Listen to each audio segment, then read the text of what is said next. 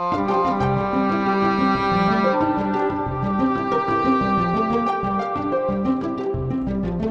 société contemporaine se caractérise par la consommation de masse et l'omniprésence des messages publicitaires. Au Canada, les origines de ces phénomènes remontent au milieu du 19e siècle. À cette époque, l'industrialisation, l'amélioration des communications et l'intensification des échanges transforment les grandes villes. La société urbaine devient une mosaïque fortement différenciée où la bourgeoisie, les classes moyennes et les populations ouvrières élaborent de nouveaux modes de vie.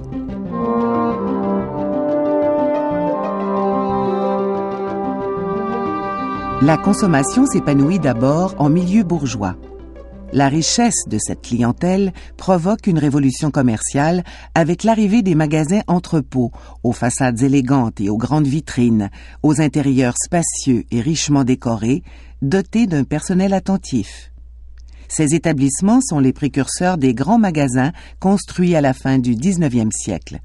Les grandes rues commerciales deviennent alors les artères les plus achalandées des villes canadiennes.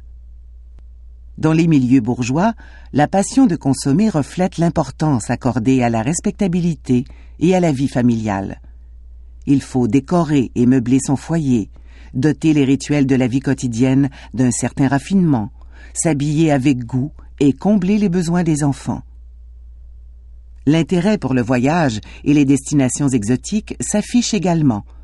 La photographie devient rapidement un soutien essentiel au tourisme.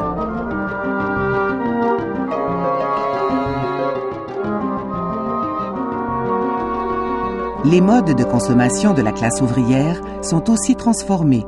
Certes, les besoins essentiels demeurent au cœur de cette consommation. Néanmoins, un large éventail de produits industriels bon marché pénètre dans les foyers ouvriers, que ce soit les aliments en conserve, les chaussures ou les rubans. De nouveaux commerces s'adressent aux ménagères en quête d'aubaine, et même ces magasins se soucient de l'étalage de leurs marchandises.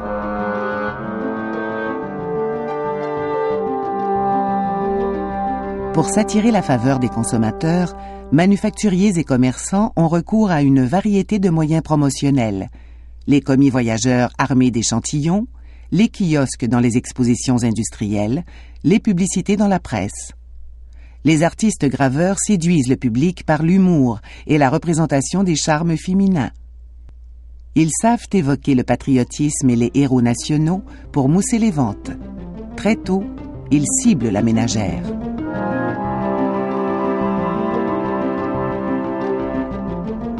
Les effets de toutes ces innovations sur la culture sont considérables. Même les fêtes du calendrier religieux, les grands moments de la vie privée et les commémorations publiques deviennent de nouvelles occasions de consommer.